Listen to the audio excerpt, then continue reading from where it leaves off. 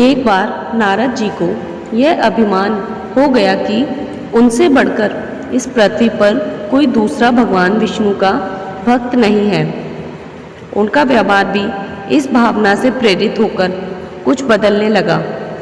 वे भगवान के गुणों का गान करने के साथ साथ अपने सेवा कार्यों का भी वर्णन करने लगे। भगवान से कोई बात छुपी थोड़ी रहती है। उन्होंने तुरंत इस बात का पता चल गया।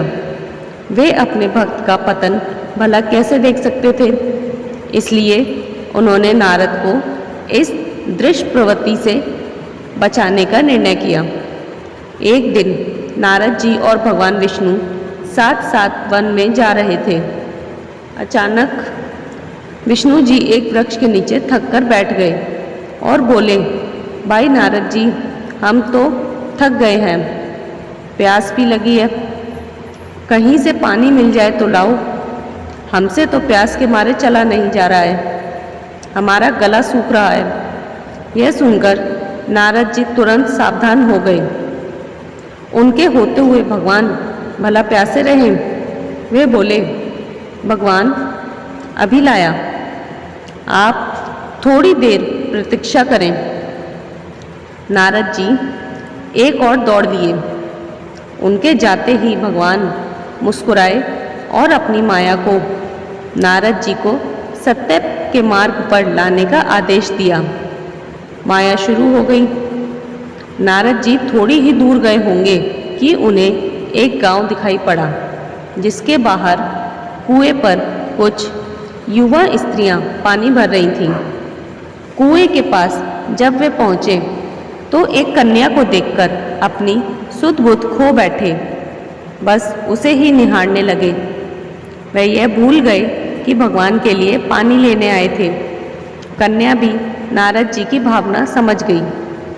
वह जल्दी जल्दी जल से घड़ा भरकर अपनी सहेलियों को पीछे छोड़कर घर की ओर लपकी।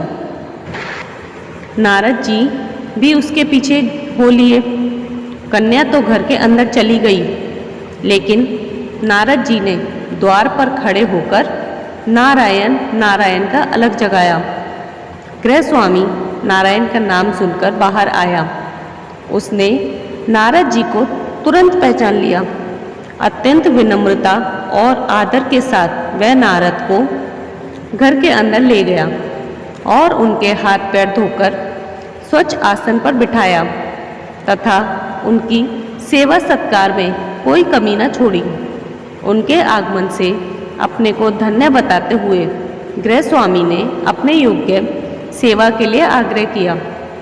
नारद जी बोले, आपके घर में जो आपकी कन्या जल का घड़ा लेकर अभी अभी आई है, मैं उससे विवाह करना चाहता हूँ।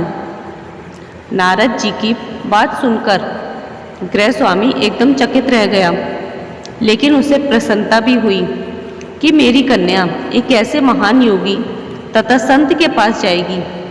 उसने स्वीकृति प्रदान कर दी और नारद जी को अपने ही घर में रख लिया। 2-4 दिन पश्चात शुभ मुहूर्त में उसने अपनी कन्या का विवाह नारद जी के साथ कर दिया तथा उन्हें गांव में उतनी ही धरती का टुकड़ा दे दिया जिससे खेती करके वे आराम से अपना और अपने परिवार का पेट भर सकें। अब नारद जी की वीणा एक खूंटी पर टंगी रहती थी, जिसकी ओर उनका ध्यान बहुत कम जाता। अपनी पत्नी के आगे नारायण को वे भूल गए। दिन भर खेती में लगे रहते, कभी हल चलाते, कभी पानी देते, कभी बीज बोते तो कभी निराई गुड़ाई करते। जैसे जैसे पौधे बढ़ते उनकी प्रसन्नता का पारावार न रहता। फसलें हर वर्ष पकती, कटती, अनाज से उनके कोठार भर जाते। नारद जी गांव के एक संपन्न किसान माने जाने लगे। वर्ष दर वर्ष बीतते चले गए और नारद जी की गृहस्थी भी बढ़ती चली गई।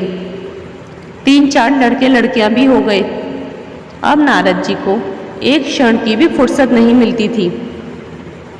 वे हर समय बच्चों के पालन पोषण तथा पढ़ाई लिखाई में लगे रहते अथवा खेत में काम करते रहते थे। अचानक एक बार तेज बारिश हुई, जिसने कई दिनों तक बंद होने का नाम ही नहीं लिया। बादलों की गरज और बिजली की कड़क ने सबके हृदय में भय उत्पन्न कर दिया।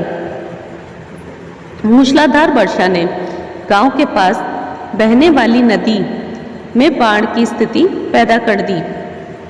चारों ओर पानी ही पानी फैल गया। कच्चे पक्के सभी मकान ढहने लगे। घर का सामान बह गया। पशु भी डूब गए। उनके व्यक्ति मर गए। गांव में त्राही त्राही मच गई। नारद अब क्या करें?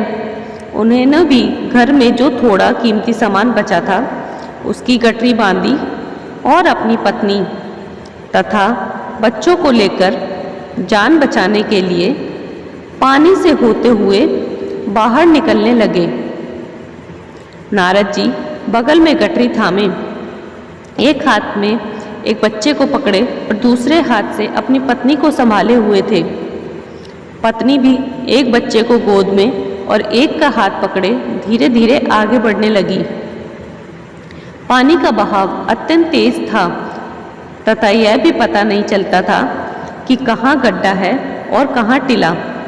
अचानक नारद जी ने ठोकर खाई और गठरी बगल से निकलकर बह गई। नारद जी गठरी कैसे पकड़ते? दोनों हाथ तो घिरे थे। मन मसोस कर सोचा फिर कमा लेंगे। कुछ दूर जाने पर पत्नी एक गड्ढे में गिर पड़ी और गोद का बच्चा छूटकर बह गया। पत्नी बहुत रोई, लेकिन क्या हो सकता था। धीरे धीरे और 2 बच्चे भी पानी में बह गए। उन्होंने बहुत कोशिश की बचाने की, लेकिन कुछ ना हो सका। दोनों पति पत्नी बड़े दुखी, रोते कलपते एक दूसरे को सांत्वना देते हुए ऊंची जगह ढूंढते रहे। एक जगह आगे चलकर दोनों एक गड्ढे में समा गए। नारद जी तो किसी प्रकार गड्ढे में से निकल आए, मगर उनकी पत्नी का पता कहीं नहीं चला। बहुत देर तक नारद जी उसे इधर उधर दूर दूर तक ढूंढते रहे, लेकिन व्यर्थ। रोते रोते उनका बुरा हाल था। हृदय पत्नी और बच्चों को याद करके फटा जा रहा था। उनकी तो सारी गृहस्थी उजड़ गई थी। बेचारे क्या करें, किसे कोसे, अपना भाग्य को या अपने भगवान को। भगवान का ध्यान आते ही नारद जी के मस्तिष्क में प्रकाश फैल गया और पुरानी सारी बातें याद आ गईं। वे किस लिए आए थे और कहाँ आ गए। ओहो, भगवान विष्णु तो उनकी प्रतीक्षा कर रहे होंगे। वे तो उनके लिए जल लेने आए थे और यहाँ गृहस्थी बसाकर बैठ गए। वर्षों बीत गए गृहस्थी को बसने में और फिर सब नष्ट हो गया। क्या भगवान अब भी मेरी प्रतीक्षा में उसी वृक्ष के नीचे बैठे होंगे? यह सोचते ही बाढ़ नदारद हो गई। गांव अंतर्धान हो गया। वे तो घने वन में खड़े थे। नारद जी पछताते और शर्माते हुए दौड़े। देखा कुछ ही दूरी पर उसी वृक्ष के नीचे भगवान लेटे हैं। नारद जी को देखते ही उठ बैठे और बोले, अरे भाई नारद, कहाँ चले गए थे? बड़ी देर लगा दी, पानी लाए या नहीं? नारद जी भगवान के चरण पकड़कर बैठ गए और लगे अश्रु बहाने। उनके मुंह से एक बोल भी नहीं फूटा। भगवान मुस्कुराए और बोले, तुम अभी तो गए थे, कुछ अधिक देर थोड़ी हुई है। लेकिन नारद जी को लगा था कि कई वर्षों बीत गए। अब उनकी समझ में आया यह सब भगवान की माया थी, जो उनके अभिमान को चूर चूर करने के लिए पैदा हुई थी। वे सोचने लगे, उन्हें बड़ा घमंड था कि उनसे बढ़कर त्रिलोक में दूसरा कोई भक्त नहीं है। लेकिन एक स्त्री को देखकर वे भगवान को भूल गए। उसको पछतावा होने लगा और उनका घमंड जरा सी देर में ढेर हो गया। वे पुनः सरलता और विनय के साथ भगवान के गुणगान करने लगे।